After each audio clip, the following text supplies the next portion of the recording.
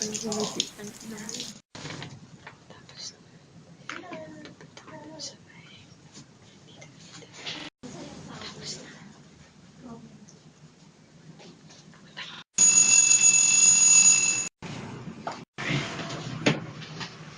time is it? It's 6:30. What did you set it so early for? I wanna call my mother. For heaven's sake, listen to the rain. She's not going down today. I'll tell you that if I have to go over there and chain her in her bed. Boy, look at the rain. What? I said it's raining.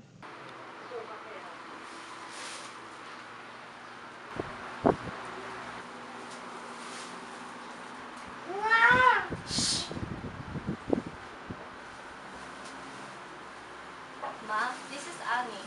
Did I wake you up? I figured you'd be up now. Ma, you're not going downtown today, and I don't want to hear no arguments. Ma, you look at the window. It's raining like. Ma, I'm not gonna let you downtown today. Do you hear me? I don't care, Ma. Ma, I don't care. Ma, I'm coming over you. Stay there till. Ma, stay there. I'm getting dresses right now. I'll drive over in the car. It won't take me 10 minutes. Ma, you're not going out in this rain. It's not enough that you almost faded in the subway yesterday. Ma, I'm not hanging up. And I'm over right now. Stay there. And alright, I'm hanging up. Did you talk to her? Yeah, she was all practically ready to leave. Look, Annie, I don't want to tell you how to treat your mother. But why don't you live here alone? It's obviously very important to her to get a job for yourself. She wants to support herself. She don't want to be a burden on her children. I respect her too for that. An old lady, 66 years old, going out and looking for work. I think that shows a lot of guts.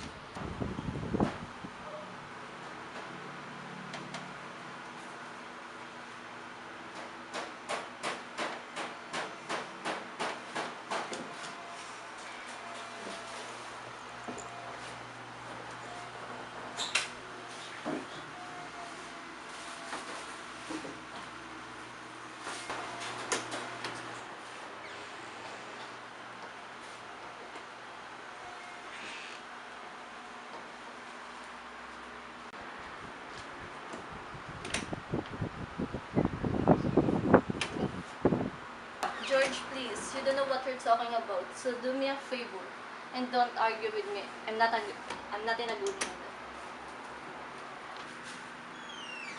I'm turning on the lights to get your eyes ready. My mother worked like a dog to raise me and my brother and sister. She had one of her attacks in the subway yesterday. I was scared in my life when the cop called yesterday. She worked in my old man's grocery store till 12 o'clock at night. We owe her a little peace of mind, my brother and sister and me. We can move Tommy in with the baby, and she can have Tommy's room. And that reminds me, the baby cried for a minute. If she cries again, give her milk because she went to sleep without her milk last night. Alright, I'll probably be back in time to make your breakfast. Have you got the keys to the car? No, I got them. Alright, I see you. Goodbye, George.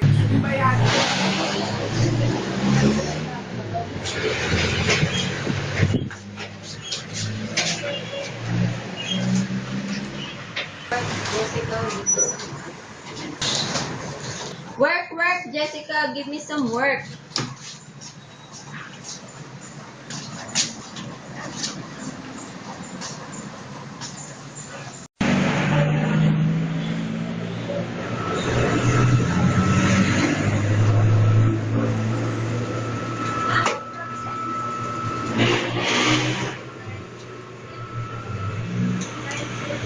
I'm getting a feel back, you know. Sure, I'm gonna be alright, Mama. But I quit. 40 years ago, I got married and bought a motor. But I quit 40 years ago because I got married.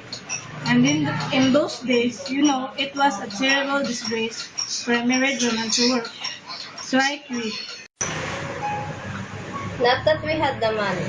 My husband was a painter when we got married, which is seasonal work at best, and we had to borrow money to go Atlantic City for 3 days. That was our honeymoon.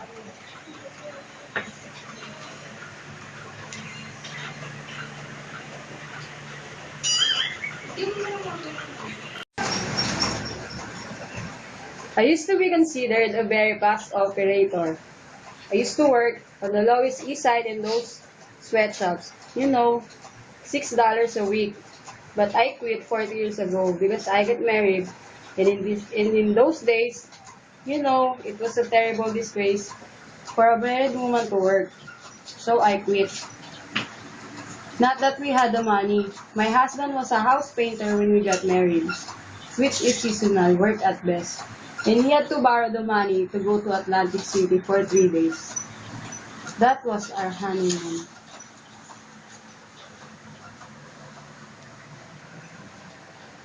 Big trouble is arthritis. I get terrible pain in my arms and in my shoulder sometimes. Oh, I've been getting a lot of pains in my back, in between my shoulder blades. That's gallbladder.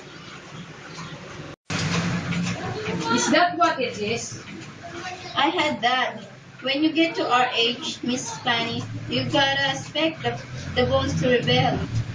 Well, now you're not such an old woman. How old do you think I am? I don't know, maybe 40, 50. I'm 68 years old. I wouldn't believe you were 68. I'm 68. I have more white hair than you have, but I dyed it. You ought to dye your hair too. Just going to leave in then. Pick up some kind of dye because most people don't like to hire old people with white hair. My children don't want me to work no more, but I'm gonna work until I die. How do you think that old great woman over there is? Oh, I'd like to hear a couple of jokes.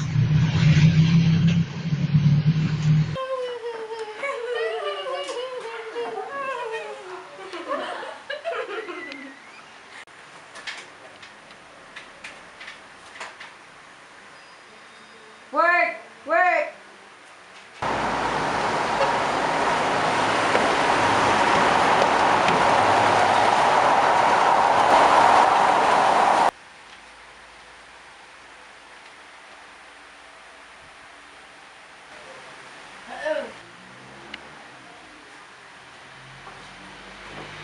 So what I do, the whole bunch stay away. Alright, cut them open. You show the whole bunch. Jerry, this is Sam. Listen, I can give you the whole 20 dozen at 5 o'clock. Alright, wait a minute. Lemmy, alright, wait a minute. I got 15 dozen on the racks now. Jerry, please. I just got a new operator today. She sewed 5 dozen sleeves all left-handed. We're gonna have to cut the seams open and resew them. Look, Jerry, I'm sorry. What do you want for me? I can get it for you by 6. Jerry, I'll pay the extra freight fee myself. Jerry, listen. Jerry, how about those 50 dozen fail sports suits? This doesn't change your mind, does it? Jerry, it's an accident. It could happen to anyone. Look, Jerry, you know what can I do with those 50 dozen fails?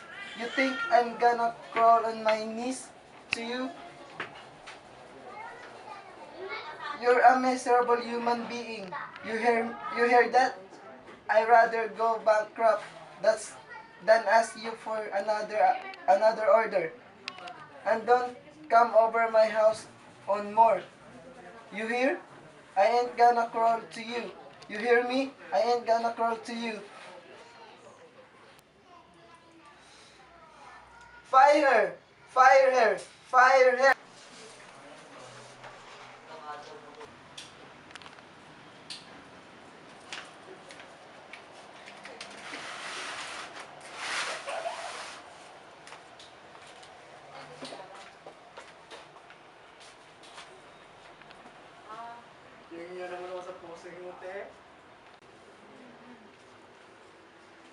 Bagay sa iba.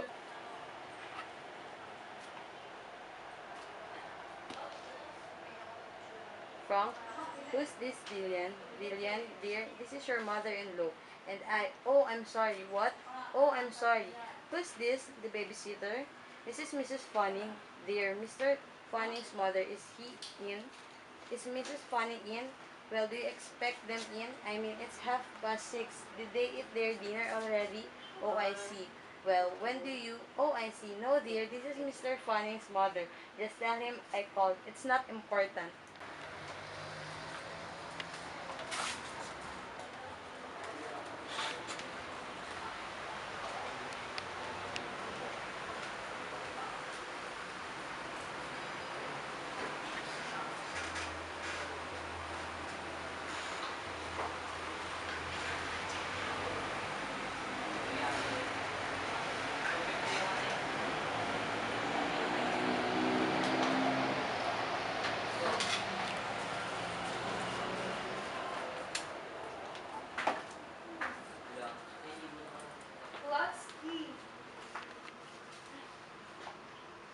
Lot, baba mo na kami.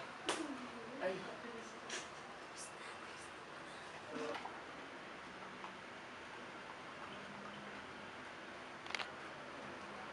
Annie?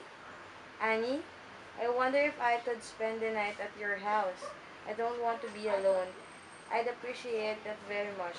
Alright, I'll wait here.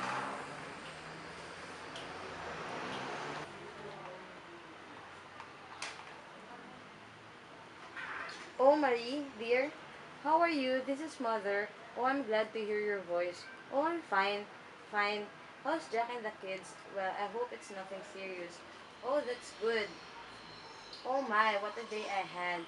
Oh, wait, I'll tell you. Listen, I haven't taken you away from your dinner or anything. Oh, I went down to look for a job again. Yes, that's right. Annie was here this morning. How did you know? Oh, is that right? Well, it cleared up, and I didn't want to just sit around, so I went down to this job and I got fired again. The stupidest thing, I sued all the left sleeves. Well, you have to sue sleeves for the right as well as the left, unless you customers are one-armed people. Ha ha ha ha. Yes, it's comical, isn't it? Yes, all left-handed. Well, how's Jack and the kids? Well, that's fine. What are you doing with yourself tonight? Oh, do you have a babysitter? Well, have a nice time. Give my regards to your mother-in-law. No, no, I'm fine. No, I was just asking. No, no, listen, dear. I'm absolutely fine. I just come in the house and I'm going to make myself some Rice Krispies, and I've got some rolls somewhere, and I think I've got a piece of fish in the refrigerator. And I'm going to make myself dinner and take a hot tub. And then I think I'll watch some television. What's tonight? Thursday? Well, Groucho Mars is on tonight. No, no, I just called to ask how everything was. How's Jack and the kids? That's fine. Have a nice time. Goodbye, dear.